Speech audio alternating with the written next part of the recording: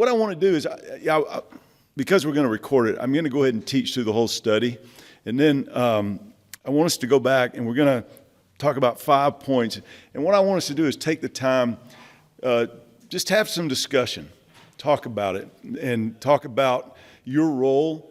And we'll turn the recording off and just be assistant pastors and talk about being an assistant pastor. And then tomorrow, during our time, we're going to talk about some of the dangers that we as assistant pastors face, because there are some real dangers out there that we'll have to overcome. So let me pass this out. This is an outline for you. Just take one of those and pass them around.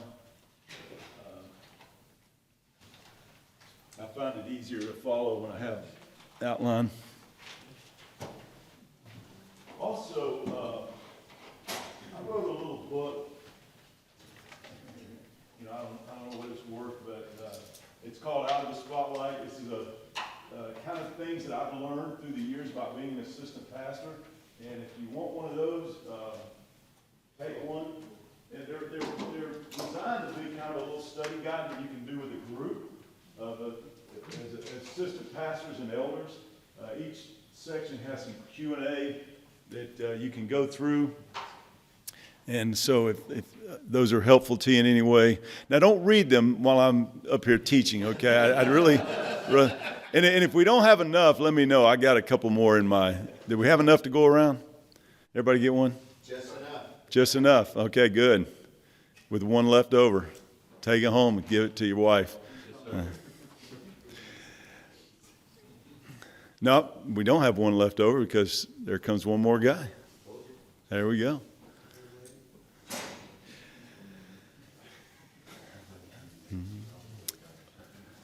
Well, why don't we pray and we'll talk.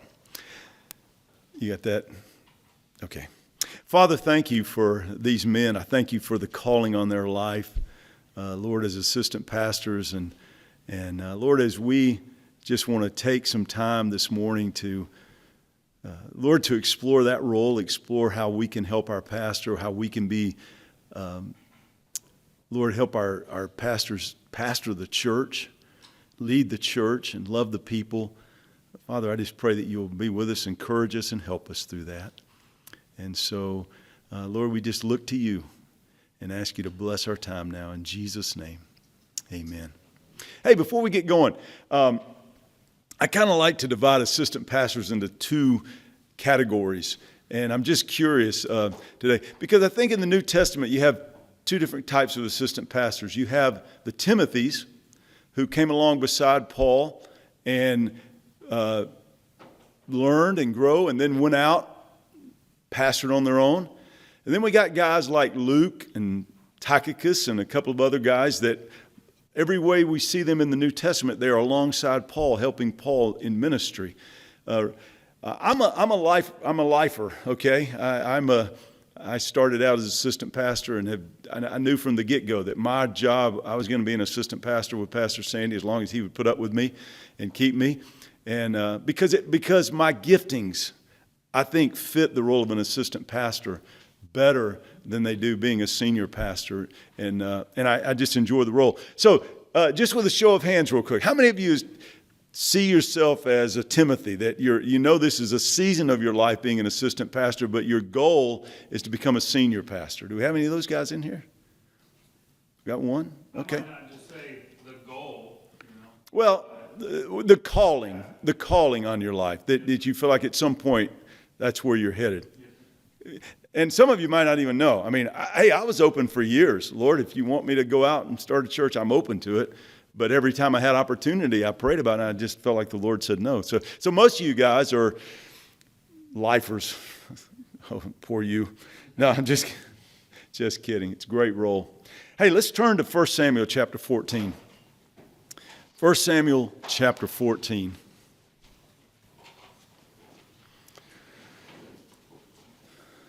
Let's read just a few verses here together.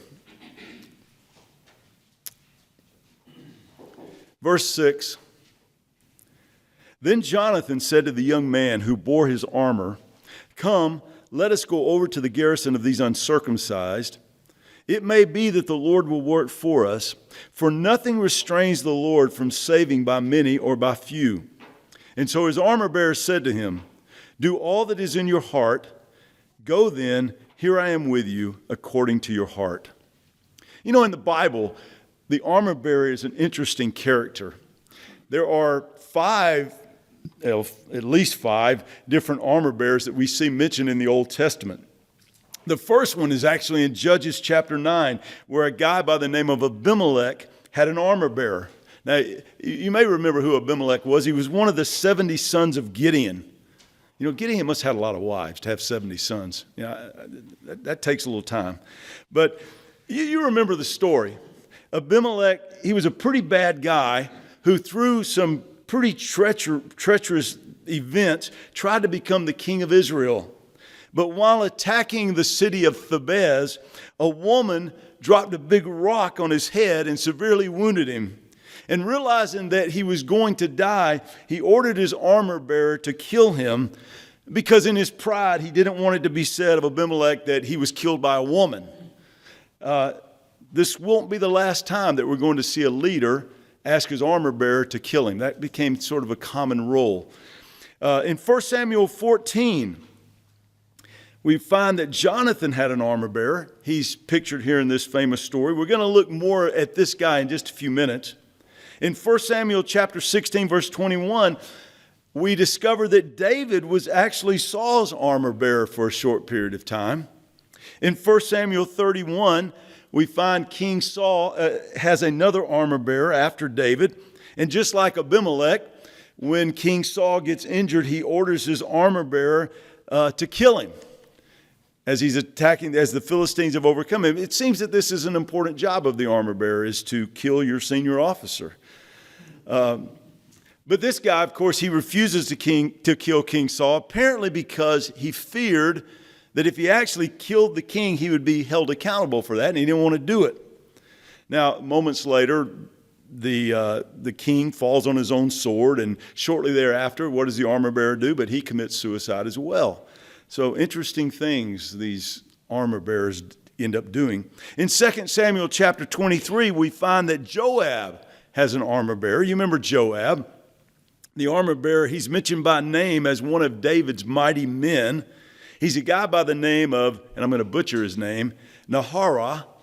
And, you know, I mention his name because, you know, if you get listed in King David's mighty men, you know, you almost got to talk about him. I mean, that's a big deal, even if people butcher his name and mispronounce it. So from history, we find that the armor-bearer had 4 or 5 various responsibilities in addition to killing their senior off when they needed to.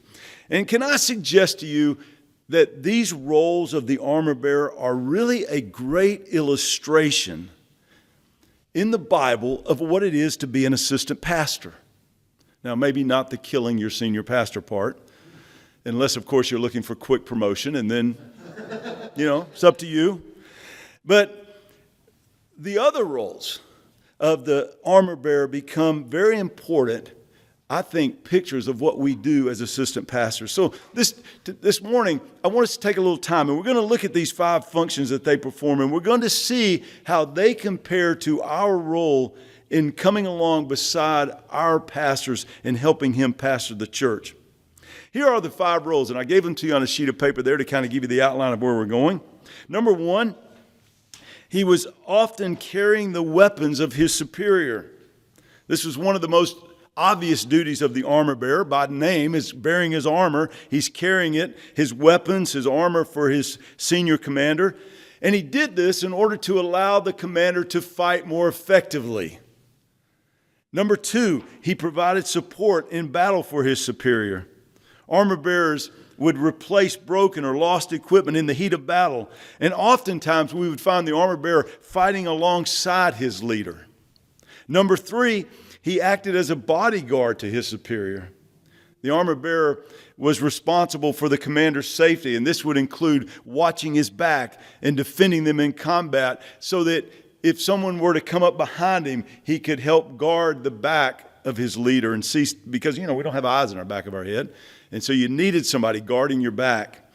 Number 4, he was sort of a personal attendant to his superior. Armor bearers often acted as personal attendants, a kind of a body man, if you will. He would attend to the leader's personal needs. Remember, part of David's role in being the armor bearer to Saul was playing music for the king. You know, when Saul went through his periods of depression and emotional breakdowns, David was there to play music for him. And then number 5, he would slay the wounded left by his superior in battle. And as in our story we've just read, we're going to see later today how this armor bearer would come along and he would finish off the enemies that were wounded but not killed by the commander. So the role of the armor bearer, it's an interesting and challenging one. And I think in some ways it is the perfect illustration of the role of the assistant pastor and of other church leaders, maybe the elders, who come along and provide assistance to their senior pastor. Now, in my 45 years of walking in these roles, I've found plenty of opportunities in serving beside Pastor Sandy that were absolutely illustrated by these responsibilities of the armor bearer. So let's compare and consider the two roles for a moment. And if you're an assistant pastor, or maybe we have some guys that might just be elders, maybe some of you are just in support roles in your church. But I want you to ask yourself some questions as we go through this. I want you to ask yourself, am I doing what this armor bearer did for Jonathan? All right, and we're going to look at that story in more depth. But first, let's ask ourselves the question, do I carry the weapons and armor for my senior pastor? In other words, am I carrying some of the weight of ministry so that my pastor doesn't have to carry it all? Are you sharing in the load in areas of ministry where he's asked you to be responsible? Or are you doing it so haphazardly that he has to come along beside you and make sure that you're doing the job? Trust me, if that's the case, you're only making his job harder, not easier. You know, we used to have a poster in the restroom where I worked previously before coming at the church. It was a picture of a kid, and he's building a playhouse, and he's got it half painted, and he's got boards scattered everywhere, and none of the work's done. And the caption below it said, "Half done work helps no one." And I have never forgotten that poster, because through the years, whenever somebody under me doesn't do what I've asked them to do, it is so frustrating. Or when I haven't completed something that I knew I was responsible to do, and Pastor Sandy had to come along beside me and clean up my mess, it was frustrating and humiliating. Guys, half-done work helps no one. When we're responsible for caring for people and teaching God's word, which is what we do as pastors, doing it halfway is dangerous and it's damaging. We need to carry the weight of ministry well. Others of you may be making your pastor's job more difficult because you're assuming responsibilities in areas of ministry that he doesn't want you or need you to be doing.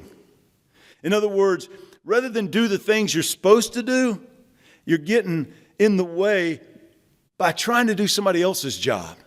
Ever had that happen? To put it bluntly, guys, have you learned to stay in your lane of ministry? The one that your pastor is counting on you to care for and to manage. See, when we don't, we become more of a hindrance than we do a help. We can get in the way. We can frustrate the work. Rather than helping our pastor, we can upset him. And I'm going to tell you, this is a lesson I had to learn. And here's why.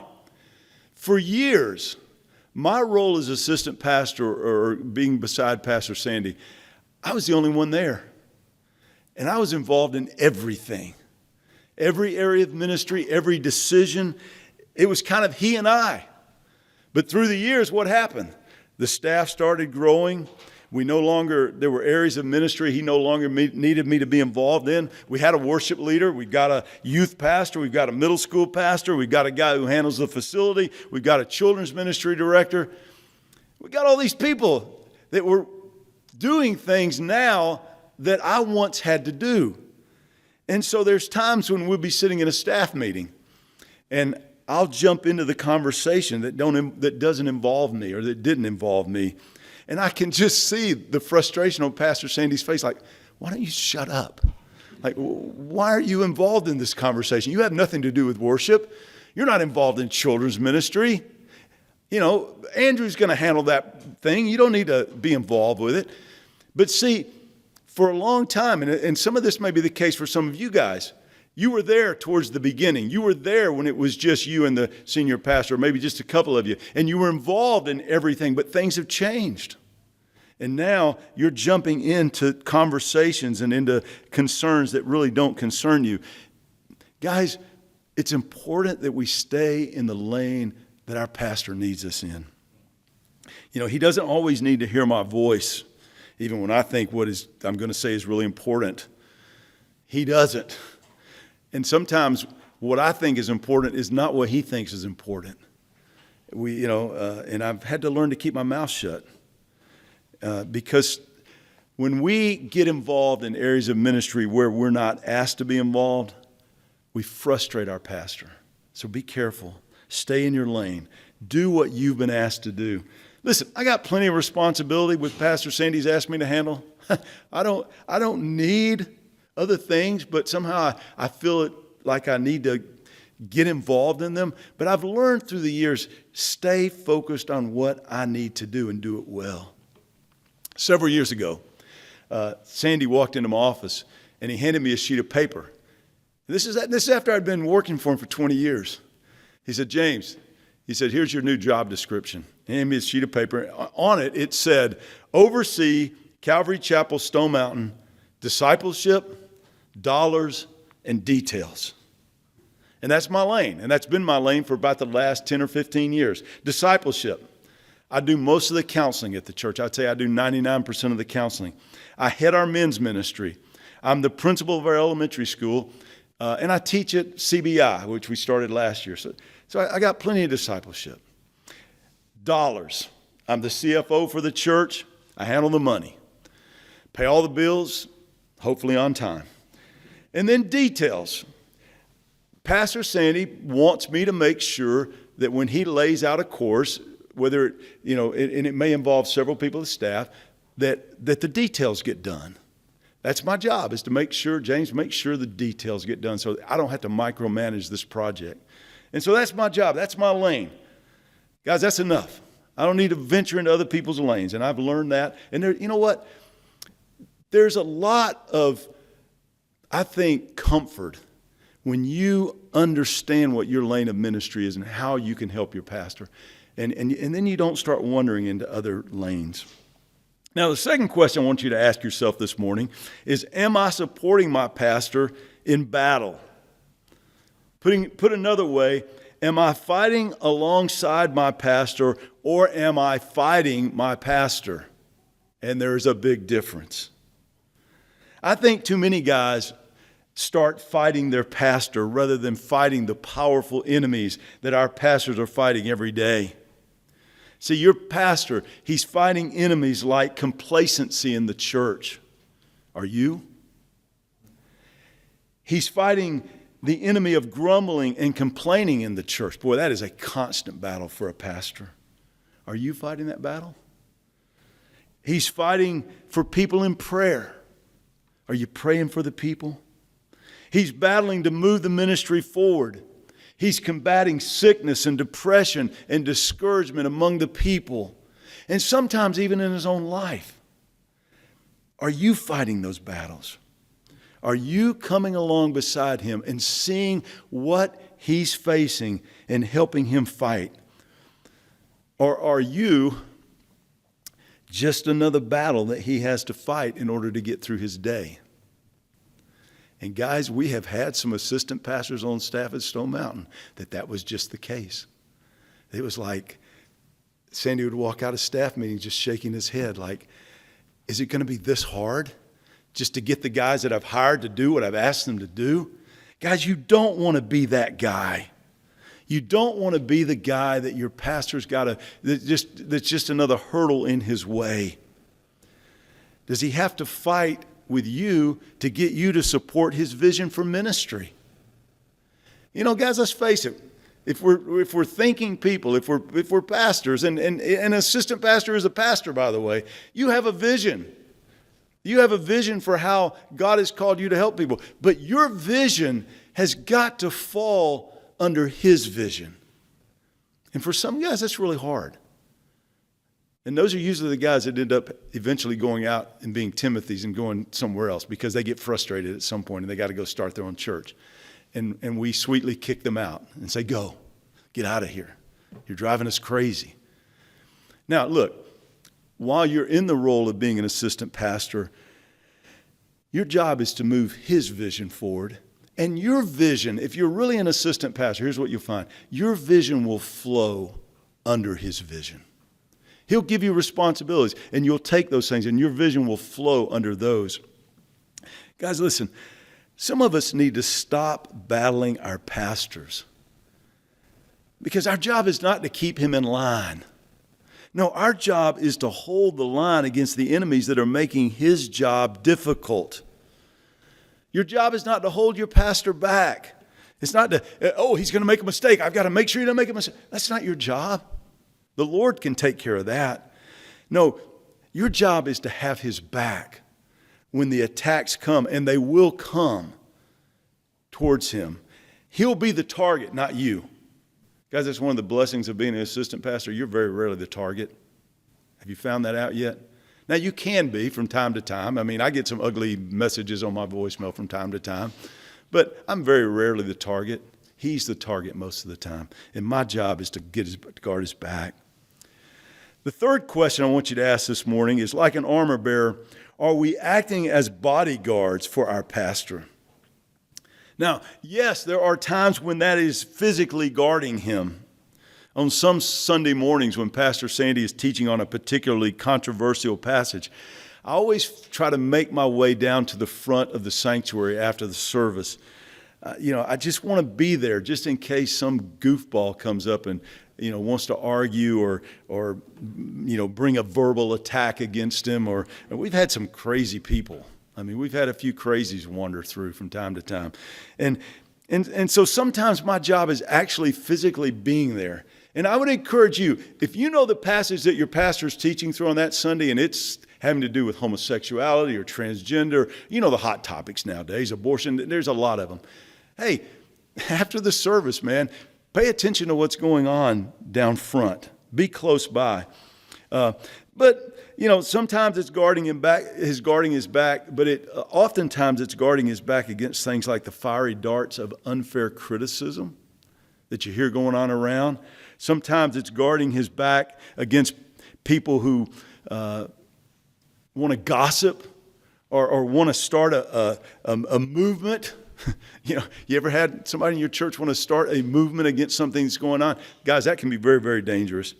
See, your pastor needs to know you've got his back. It's interesting that God created us where we cannot see behind us. Ever thought about that? God, this would have been a really perfect thing if you just put two more eyes back there and we could just see, the kind of the 360, but we can't. We need friends. We need people who love us, who come and who guard our six. And guys, that's what we do as assistant pastors for our pastor. We guard his six. We protect. And trust me when I say this, nothing will bring more peace to the life of your pastor than knowing that you're guarding his back. That will be very important. One of the saddest statements in the writings of Shakespeare appear when he's recounting the assassination of Julius Caesar. And Caesar looks and identifies among his conspirators his good friend Brutus. And that's when he says that infamous phrase, "At two, Brutus?" Or, "Even you, Brutus? Even you are among the conspirators? I couldn't even count on you." Listen, you want to make sure that your pastor never has to utter those words about you. Even you, James? Have your pastor's back. Pay attention to what's being said around the church. Do you do that? Do you listen? Because, guys, there are conspirators out there, and we've got to keep an eye on them. In every church there are people who are discontent. You wonder why they just don't leave and go to another church. Why don't you just leave if you're not happy? I've often, as an assistant pastor, I have said that several times through the years. Hey, look, bro, if you're not happy, there's the door. It swings both ways. And we'll miss you for about 3 minutes. I don't throw in that part. Many years ago, I made the mistake of thinking that I could calm down some rebellious members by listening to their complaints. And I didn't agree with them, but they were friends of mine. And this is when it gets hard. They were personal friends of mine. And so I tried to pacify them by giving them a listening ear. Guys, that was a mistake. Because you can probably guess what my listening ear was interpreted by them to be.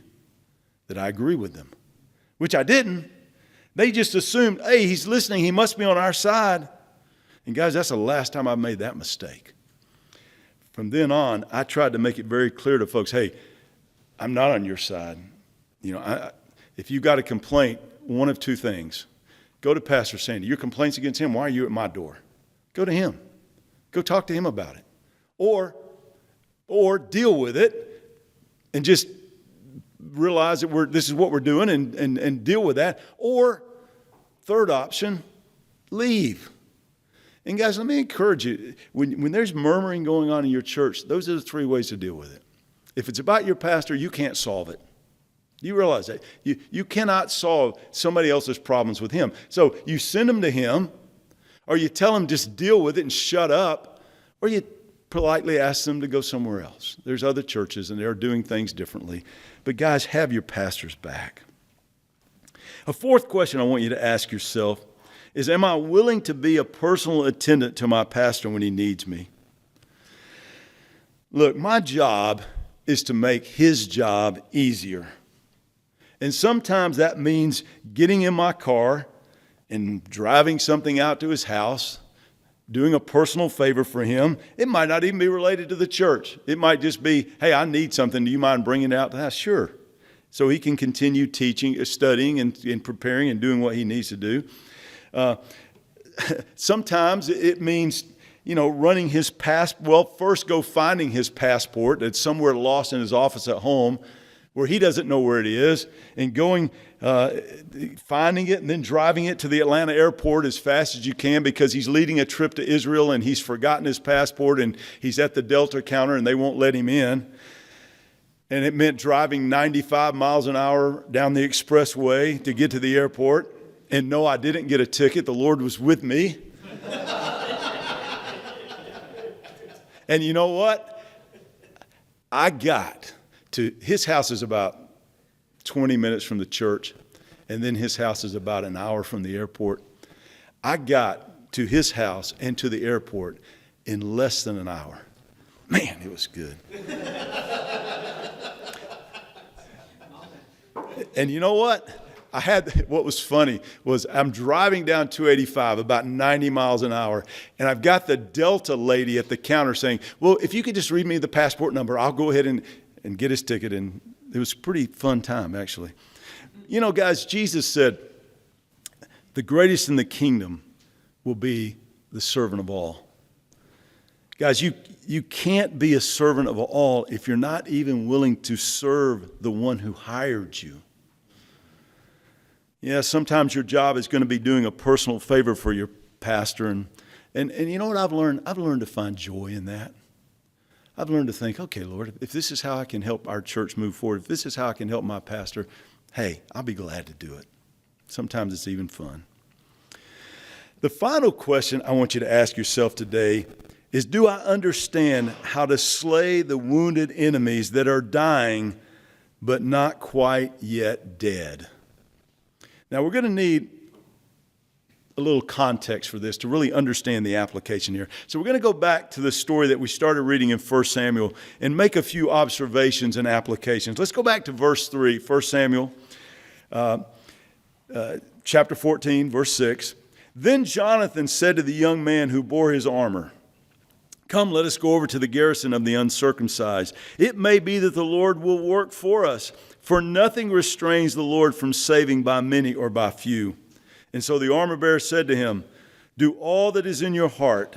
Go then, for I am here with you according to your heart. Now, I'm sure most of you guys are familiar with this story. I think all of you are. King Saul had been hesitant to attack the Philistines because fear had gripped his life.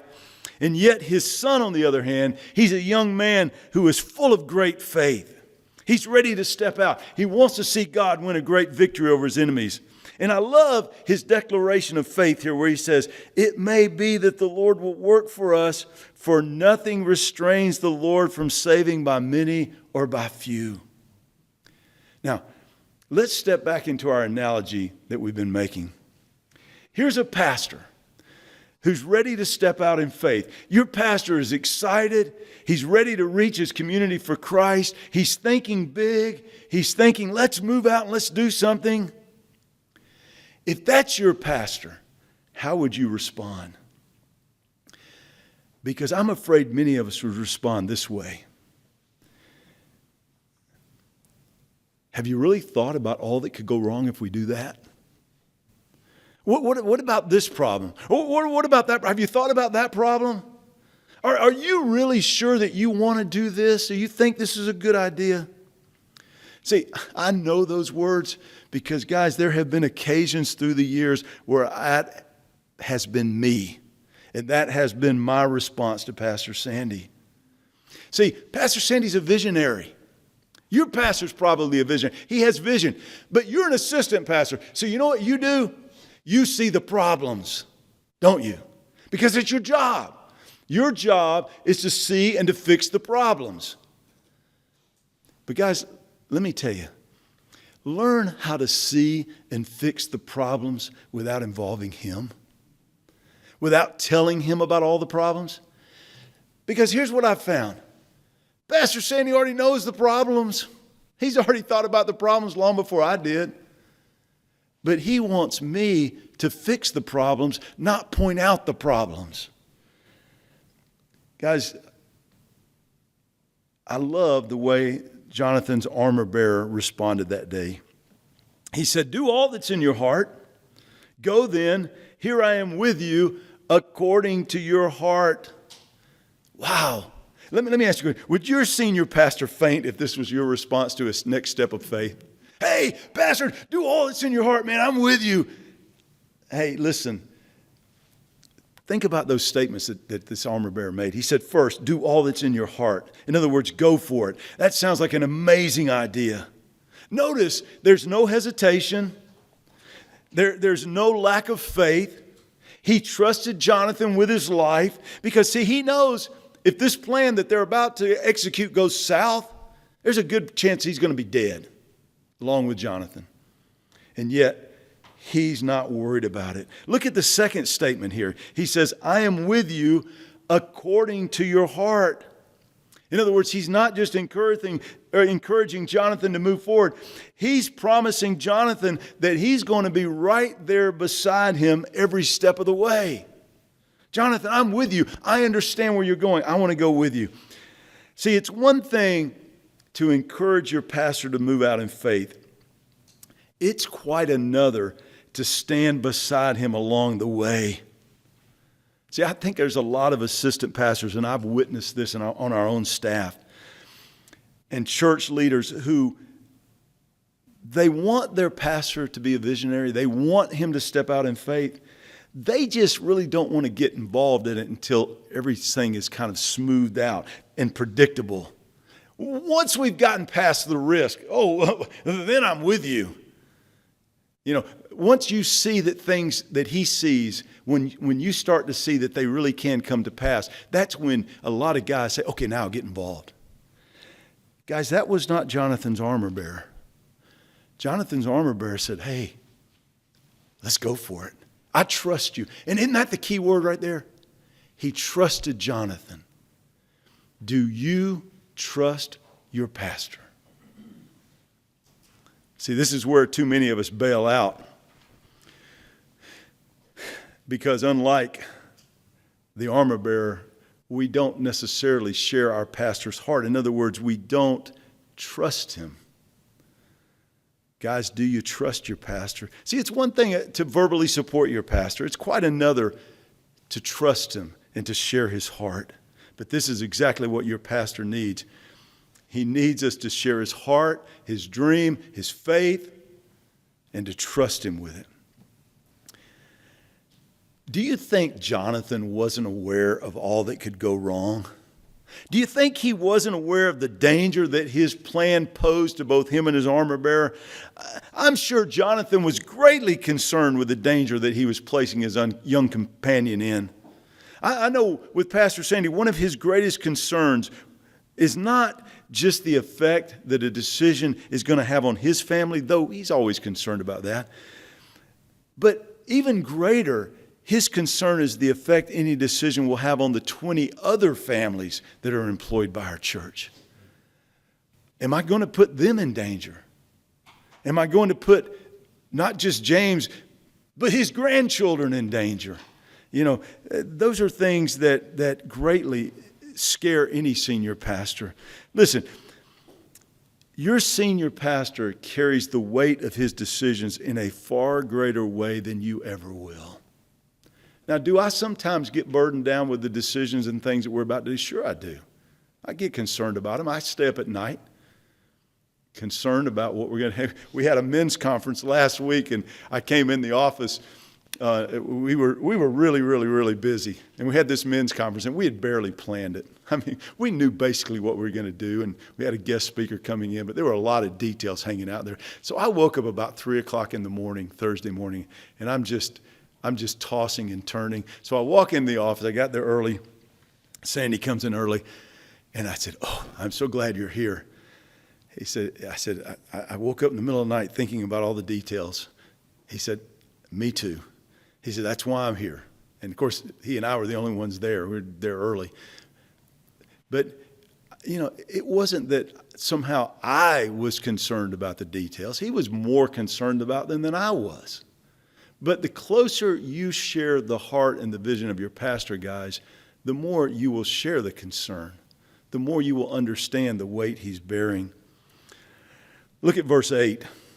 Then Jonathan said, "Very well, let us cross over to these men, and we will show ourselves to them." The support of the armor bearer freed Jonathan up to move out in faith, and your support for your pastor is going to free him up to move out in faith when he knows that you're supporting what he's doing. Look at verse 9. "If they say thus to us, 'Wait until we come to you, then we will stand still in our place and not go up. But if they say thus, come to us, then we will go up, for the Lord has delivered them into our hands, and this will be a sign to us.'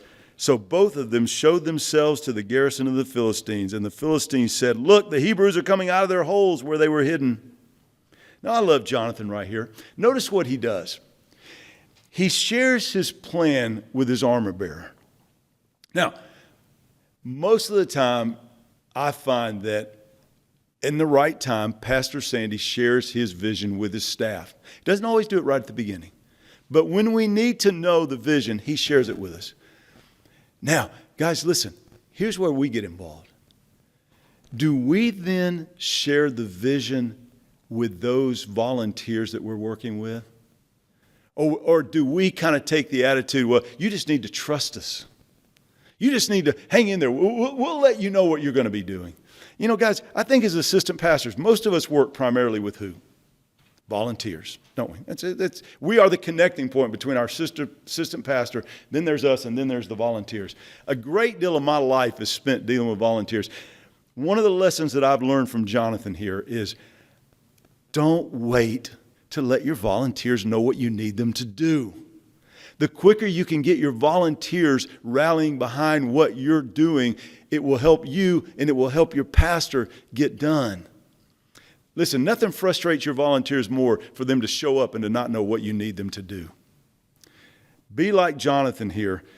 Share the details. Let them, hey, here's the plan. Here's what we're going to be doing, guys, and here's how you can help us. Let's skip down. You want to have a bigger voice in what your pastor's doing, guys?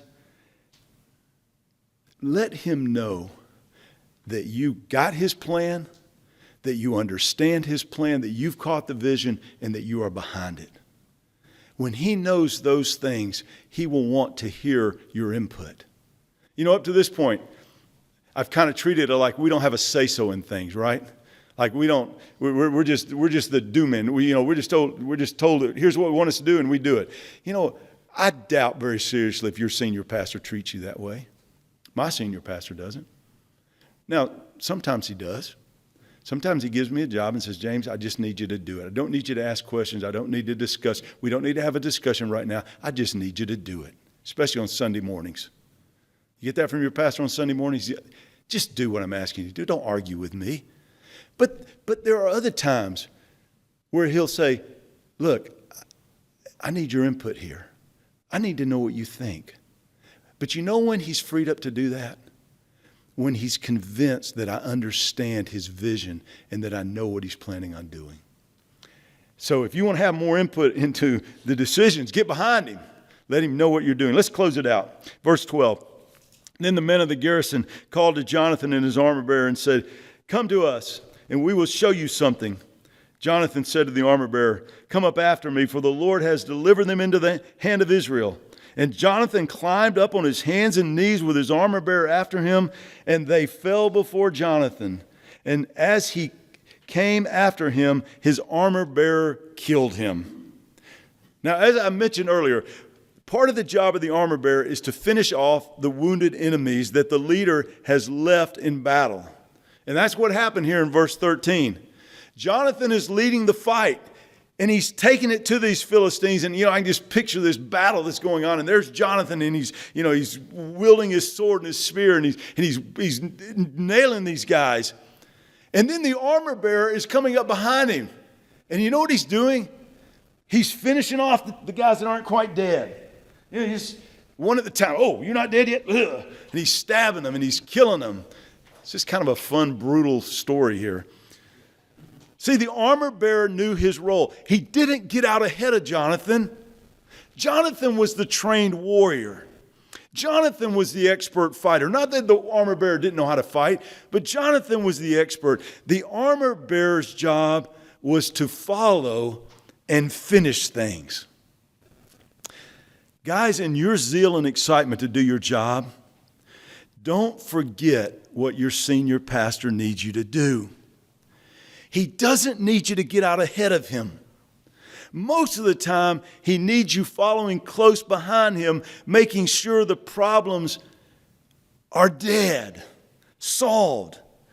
In Jonathan's case, it was making sure that the Philistine guys were really dead so that they didn't, wander back and attack him from behind. Much of the role of an assistant pastor, guys, is backstage. It's out of the spotlight. This is where the pastor needs you. He doesn't need you out front necessarily, teaching the word, leading the people. That's his role. He needs you behind the scenes, killing the details. And this is what we kill as assistant pastors. We kill the details. We finish off the details. We dot the I's. We cross the T's of ministry for our pastor. Give you a couple of examples. Part of my job on Sunday morning is to be close enough to Pastor Sandy where if some hurting person comes up to him weeping and crying, and he knows he can't help them during the week, I try to be close enough to where he can say, hey, let me introduce you to Pastor James. And you know what? He's going to be able to meet with you this week. He's going to be able to help you. See, he is the person they go to for help. But oftentimes he can't help. But I can take and handle the details of what ministry needs to take place there. A lot of times people with benevolent needs, they always go to the senior pastor because he's the one down front. We have people who come in for benevolence every single week. Every week. And he needs me or one of our elders close by and say, hey, look, this is the person who can help you. And he passes them off. Not that he doesn't care, not that he doesn't want to help those people, but he didn't have time. He didn't have the ability to do that. We've got other men. And that's what your pastor often needs you to do. Hey, part of my job is to make sure that when people walk in our church on Sunday morning, the place is clean. The trash is picked up out of the yard. We're kind of on what used to be a secluded street, but it's kind of become a main drag now because they made it a cut-through road. every Saturday night, somebody goes through the McDonald's drive-thru, and they're just about done eating when they get to our property. And I think they do it on purpose, to be honest with you. We found all kind of stuff in our front yard: beer bottles, whiskey bottles, used condoms. Oh, did that go on the recording? Yes. And you know what? Our job is to get the garbage up before he gets there. Guys, that's what he needs us to do. You know, one of Pastor Sandy's pet peeves is he hates a trashy-looking building. He hates trash in the foyers. He hates the grass not looking right. Why? Because we've invited, 100,000 people, not 100,000, 100 or 1,000 people, however big your church is, to come visit your church that week. You want it to look nice. And so our job as assistant pastors is to kill those details. Last year, one Sunday morning, I got to church early, and there was a big old huge dead deer sitting on our front lawn that somebody had hit the night before. I don't know if you guys have that, but we have tons of deer in Atlanta, and they are flourishing, but they inevitably get hit by cars. And this dead deer is sitting there welcoming people to our church on Sunday morning. And he was dead, and it was mushy. I mean, it had gotten hit good. You know, it was crushed. And so before Sandy arrived, and yes, our assistant pastors all try to get to the service, to the church before he arrives on Sunday morning, Andrew and I are trying to figure out what we're going to do with this 1,000-pound dead deer that's sitting in our, well, he probably wasn't 1,000 pounds, probably 500 pounds. He's a big old thing. And you know, it's not as easy as you think to get rid of a dead deer. See, we had made the mistake a little earlier, about 6 months earlier, we had a similar situation. And so we put the dead deer in a plastic bag and put him in the dumpster. Well, do you know what a deer smells like in your dumpster after 3 or 4 days of 95 degrees heat? It took us 6 months to get that stink out of our dumpster. So we knew we weren't going to put the dead deer in the dumpster. So finally I said, Andrew, go get the gator. We got this, this little gator thing that's like a small little pickup truck. You know what they are, off-wheel thing. And I said, go get the gator. And so we loaded the gator, the deer on the back of the gator, and we drove him down the street to kind of the busy road at Killian Hill, and we dumped him right on the side of the road. Now we didn't put him in somebody's yard, okay? We did. This was a public street, but I knew that the Gwinnett County, the animal control, they'd get by and pick him up quicker if he was on a main road than on our road, and so we just facilitated them picking him up, and so we got rid of the dead deer. Now, what's the point of my telling y'all this story? It's this: killing off the problem of the dead deer is the role of an assistant pastor. It's what Pastor Sandy needed Andrew and I to do that morning. Now, look, when I got up that morning, I didn't think, man, I hope we find a smushed dead deer. That'd be a fun thing to do this morning. Most of the time, what I end up doing on Sunday morning is not things I woke up thinking I wanted to do that morning. It's dealing with people that are sometimes angry. I had to throw a guy out of the service a week or two ago. Well, I had to politely ask him to leave. We have a crazy guy that shows up from time to time, and this particular morning he was acting extra special crazy. And so I went up to him and I said, he was walking down front during the worship, and he was taking pictures of the worship team. And I told him, I walked down, I said, Robert, you can't do this. I said, sit back down. And he went back down and did it again. And so I went and I pulled him to the back, and I said, now, Robert, I said, this is my house, and these are my rules. I said, you've got to obey my rules, or you're not going to be, why are you picking on me this morning? I said, because you're not doing what I'm asking you to do. And so he huffed off and he left, and I was fine. Okay, fine, Robert. Guys, oftentimes as an assistant pastor, your morning is not what you plan it to be. But your morning is doing what your pastor needs you to do. It's getting rid of the dead stuff. It's getting rid of the details. It's dotting the I's, crossing the T's. Well, going back to the deer morning, later that morning, I was telling Sandy about the dead deer problem. And I told him what we did. And he just turned and very simply commented to me, just another day in the life of an assistant pastor, huh? And I said, yep. And that was it. Guys, that's our role. Our role is to make his job easier. Let's pray. Father, thank you for these wonderful pictures that you give us in the Word. Lord, a picture of what you've called us to do in this role of the armor bearer. And Father, I thank you for these men who have this calling in their life. And Lord, I pray that maybe you've encouraged us in some way, and Lord, to do that job better. And Lord, I just pray that in the next few moments as we talk about these things among us, among each other, Lord, that you would guide our conversation, that you would help us to grow. In Jesus' name, amen.